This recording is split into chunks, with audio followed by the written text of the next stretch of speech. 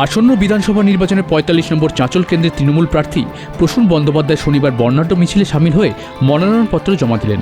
এদিন সকালে Chanchal swimming pool মাঠে হাজার হাজার কর্মী সমর্থক জড়ো হন।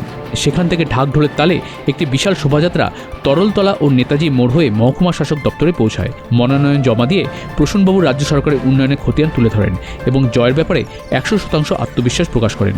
এই জমকালো শক্তি প্রদর্শনের মাধ্যমে নির্বাচনের আগে বিরোধী শিবিরকে কড়া বার্তা দিল জোড়াফুল শিবির।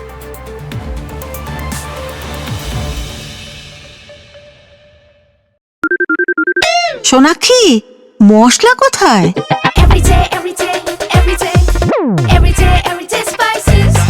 এভরিডে মশলা, দেশের স্বাদ। নমস্কার, আমি অনন্ত দেব অধিকারী, জলপাইগুড়ি সদর বিধানসভা কেন্দ্রের ভারতীয় জনতা পার্টির মনোনীত প্রার্থী।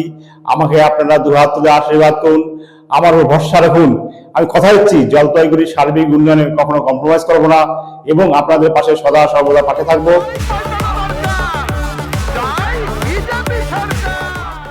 দেখতে পাচ্ছেন কর্মী সমর্থক সহযোদ্ধাদের মধ্যে অসম্ভব উৎসাহ রয়েছে। প্রচুর মানুষ এখনো রাস্তাতে রয়েছেন। সব কিছু মিলিয়ে আজকে আমরা সবাইকে নিয়ে নমিনেশন ফাইল করতে যাচ্ছি। ইলেকশনে সবাই প্রতিদ্বন্দ্বী, সবার সাথেই লড়াই হবে।